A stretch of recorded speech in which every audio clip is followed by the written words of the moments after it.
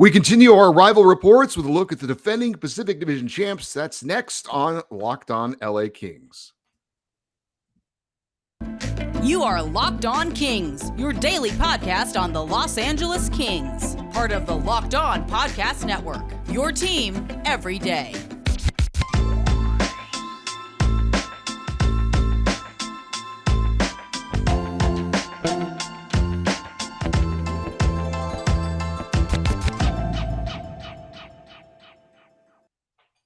Hey, Kings fans, welcome to Locked On LA Kings, your team every day. Thanks for making Locked On LA Kings your first listen every day. We are free and available wherever you get your podcasts and on YouTube. Please like and subscribe if you're enjoying this content.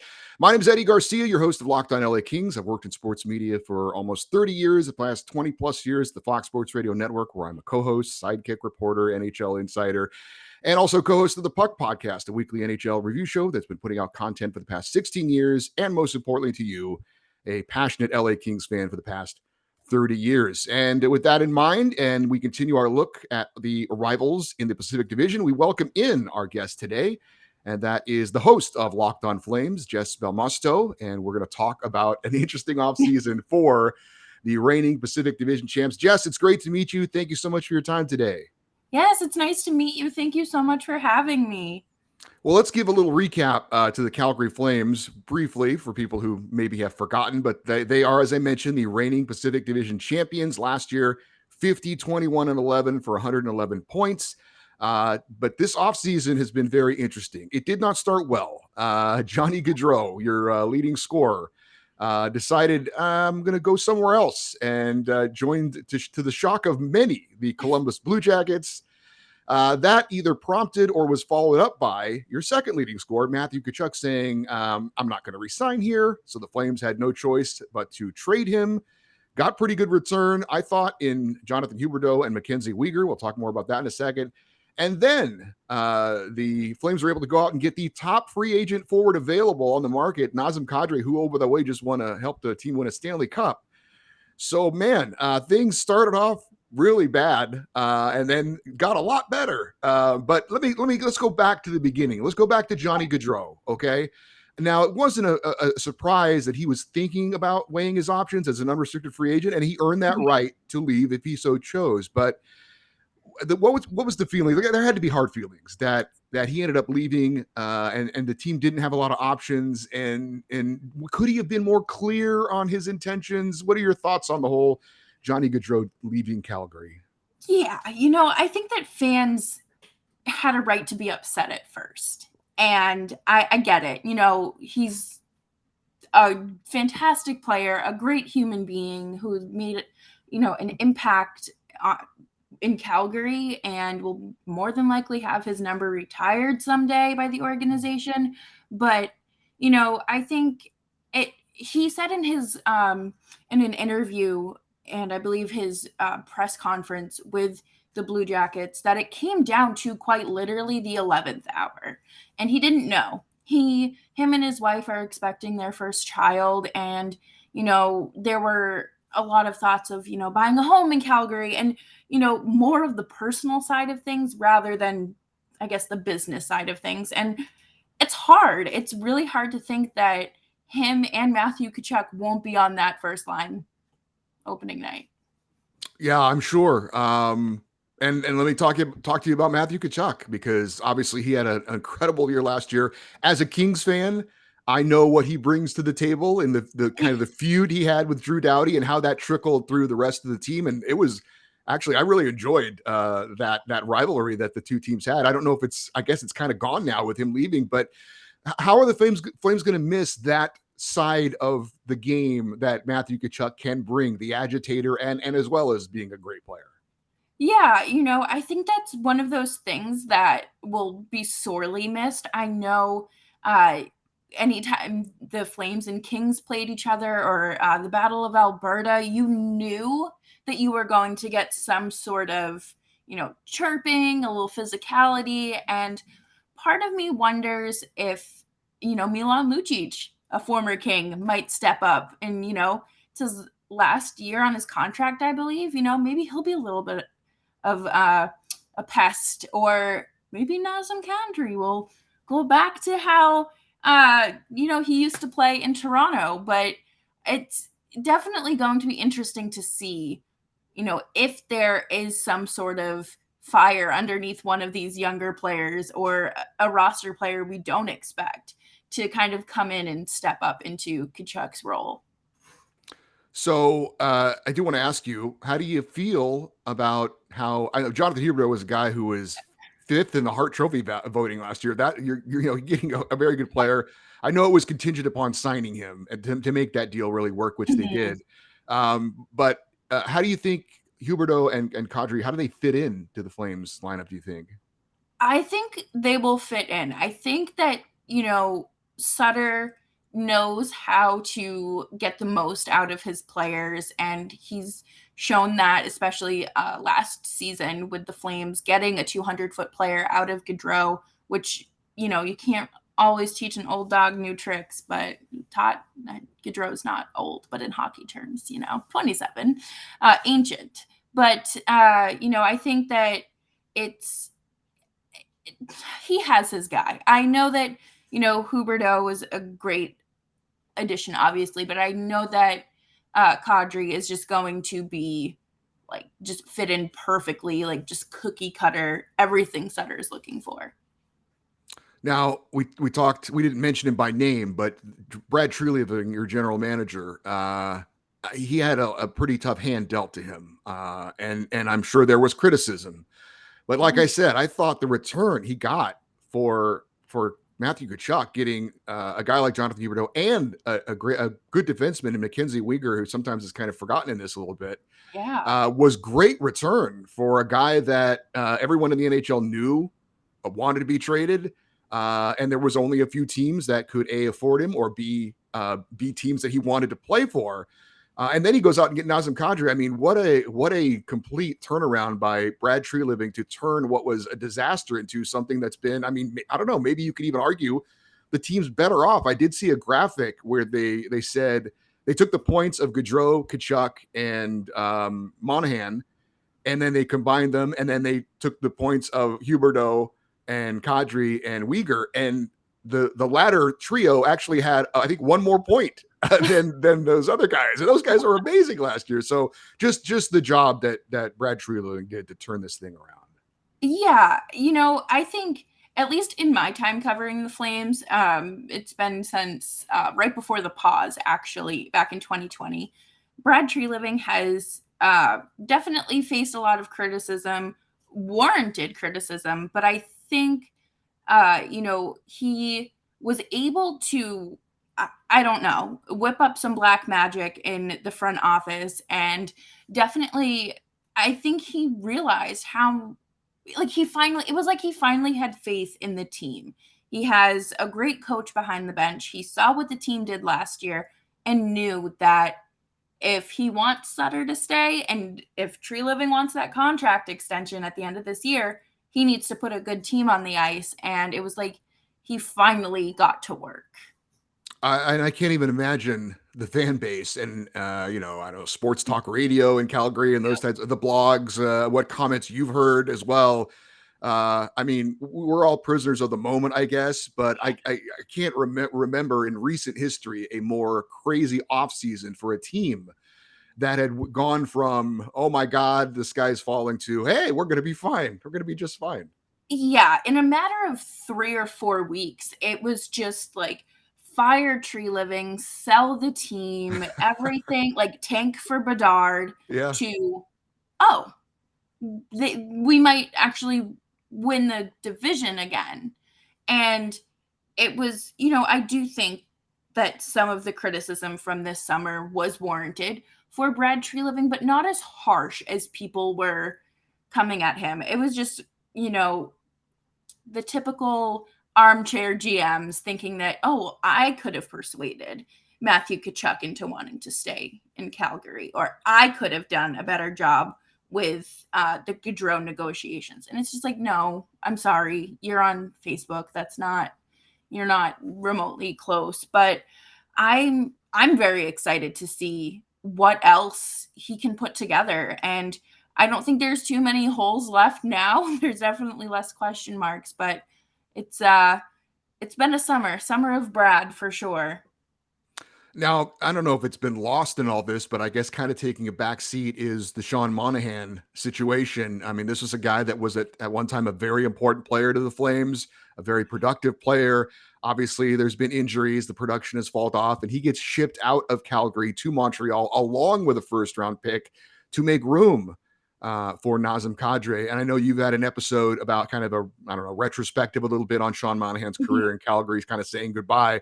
It didn't end the way I'm sure a lot of people would have wanted it to, but that's the business of hockey. But just your thoughts on Sean Monahan, I guess his time in Calgary and that whole thing of having to give up a pick to get somebody to take him. Yeah, I would hate to call him a liability to the team or just eating up cap space, but his unfortunate end in Calgary was just plagued with injuries and just becoming a liability. And he was healthy scratched for the first time in his career last year before ending up needing season-ending surgery. And it's not like it's little injuries here and there. They were pretty significant for someone who's only 27, 28 years old. And unfortunately, he was the second to last core piece in Calgary. It's just Michael Backlund left now, I believe. And it's bittersweet because, he meant so much to the community and to fans. And it's just an unfortunate part of hockey. And I'm glad that he's going to Montreal. He stays in Canada, but I'm grateful that Kent Hughes wanted to get to work there so the Flames could bring on Kadri. We're going to have more with Locked On Flames host Jess Belmosto in just a moment. But first, I want to tell you about a product I use every day. It's called AG1. And when you get to be over 50, which I am, you need a little bit more energy sometime. With one delicious scoop of AG1, you're absorbing 75 high-quality minerals, vitamins, whole foods, sourced superfoods, probiotics, and antigens to help start your day right. A special blend of ingredients support your gut health, your nervous system, your immune system, your energy, recovery, focus, and aging. AG1 contains less than a gram of sugar and costs you less than $3 a day. Athletic Greens has over 7,000 five-star reviews, is even recommended by professional athletes. Now's your time to reclaim your health and arm your immune system with convenient daily nutrition. Just one scoop in a cup of water every day, and that's it. No need for a million different pills and supplements to look out for your health. And to make it easy, Athletic Greens is going to give you a free 1-year supply of immune-supporting vitamin D and 5 free travel packs with your first purchase. All you have to do is visit athleticgreens.com/NHL Network. Again, that's athleticgreens.com/NHL Network to take ownership over your health and pick up your ultimate daily nutritional insurance. We continue with Locked On Flames host Jess Belmosto, and obviously I and a lot of Kings fans are very familiar with Darryl Sutter, and we are eternally grateful for him helping to lead the LA Kings to their first 2 Stanley Cups. But I will have to admit, when the Flames hired him, I was not sure about that hire. I mean, he is an old school guy. Does he fit in today's NHL? Well, clearly the answer is yes. There are some things that I guess are timeless about coaching, and maybe he's not quite as old school as I had thought he was, because the Flames fit right into the new NHL and scored a lot of goals. We're still great defensively. Your thoughts on Darryl Sutter as the head coach of the Flames? Yeah, I remember seeing the news that they had fired Jeff Ward at 1:00 in the morning after they had beat Ottawa, and then immediately it was announced that they were bringing in Darryl Sutter, and I was like, oh, okay. I guess we're just gonna do this whole, I don't know what energy and identity we're going for with this team vibe again, because I wasn't sure if this team would be responsive to a coach like Darryl Sutter. And I'm happily eating crow now because he was able to obviously get the Flames to a playoff spot and give them an identity, which was something they were sorely lacking. And it's great to see, your team go out there and start to look like a hockey team again and not just a beer league, unconditioned and just out of shape, slow team.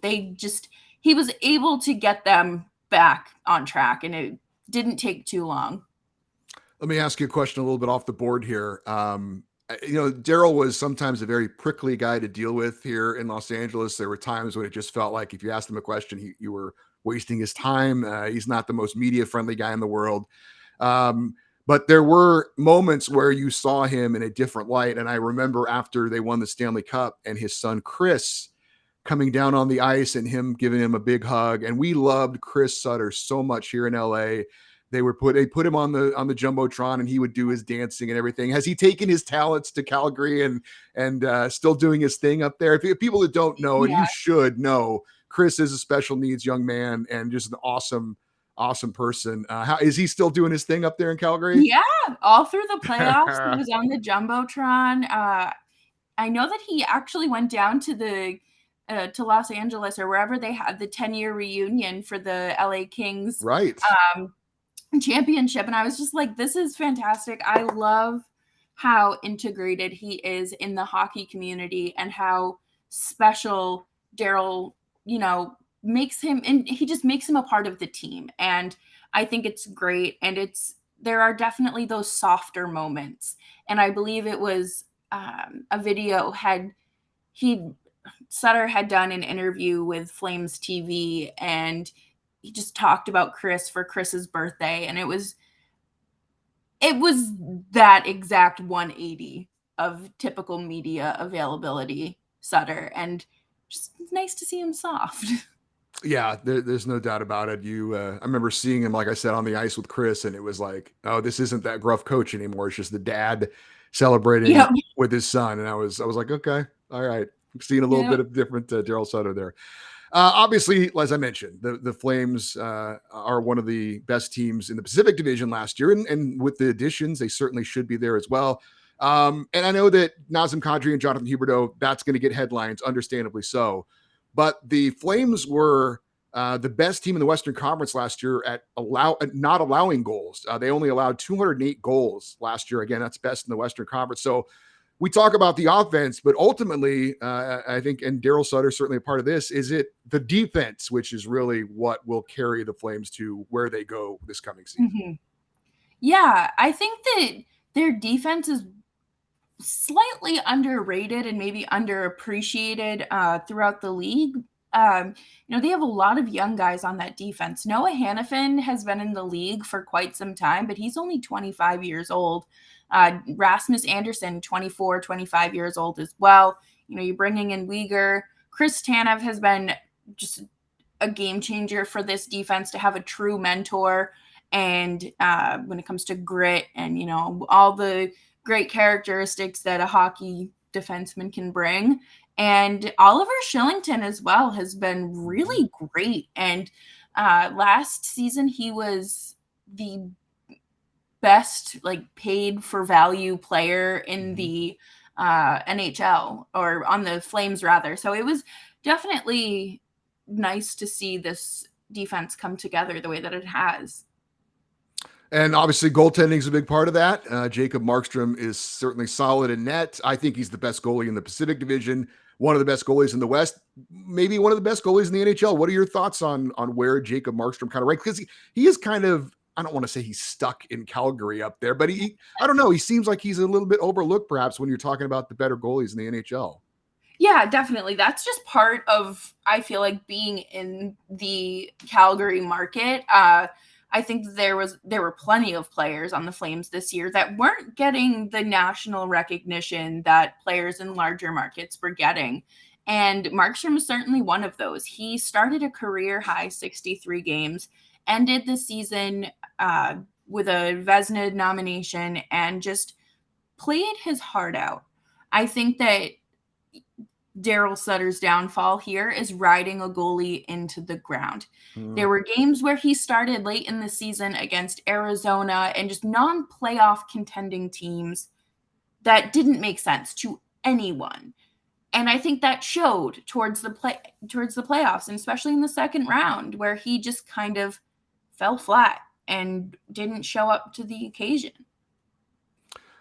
So let's wrap it up with the ultimate question, or questions. Number one, where do you think the Flames finish? I know we had a Locked On NHL hosts poll recently in which the Flames were selected to finish second in the Pacific behind Edmonton and in front of Los Angeles.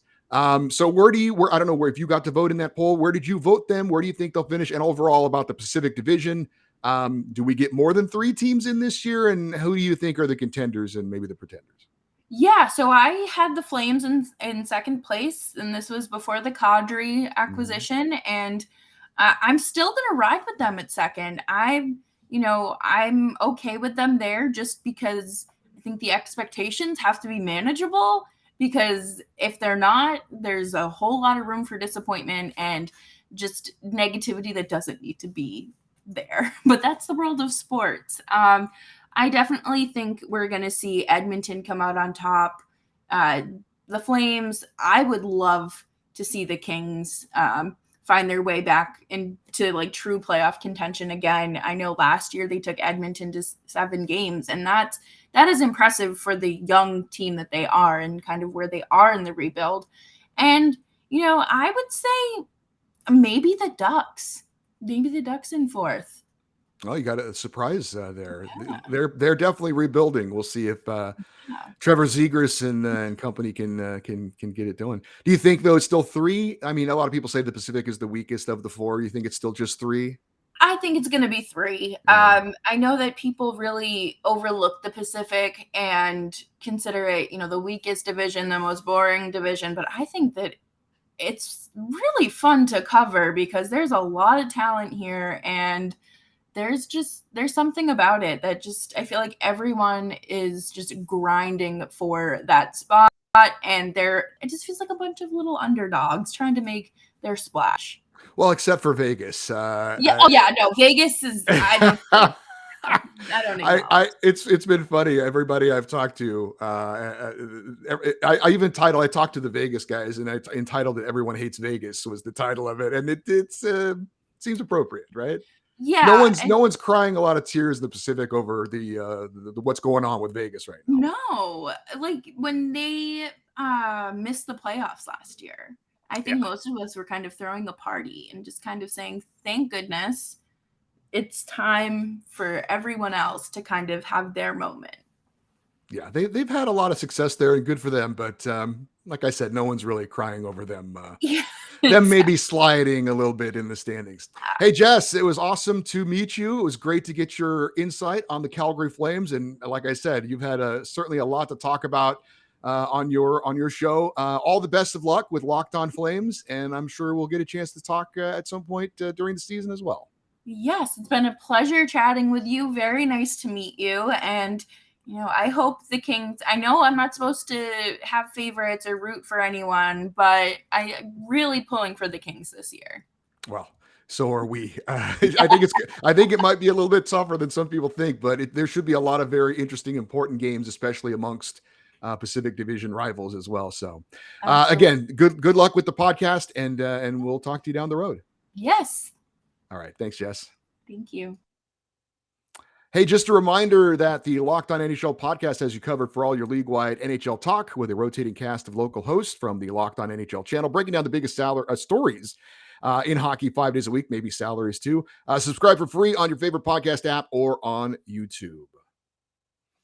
Do want to remind you real quick to keep up to date with this show and what's going on with the LA Kings. Follow us on Twitter. We're at Locked On LA Kings. If you'd like to send me an email with any thoughts on anything that I talk about or what's going on with the Kings, the email address is lockedoneddie@gmail.com, EDDIE, lockedoneddie@gmail.com. Thanks for making Locked On LA Kings your first listen every day. And I make your second listen Locked On NHL. Local Locked On experts give you a daily 30-minute podcast of all things NHL all year long. Stay up to date with everything in hockey. Locked On NHL, your daily 30-minute NHL podcast. Again, thank you so much for watching, and thanks to Jess for being our guest this week, for watching and listening to Locked On LA Kings. I'm Eddie Garcia, reminding you as always, go Kings go.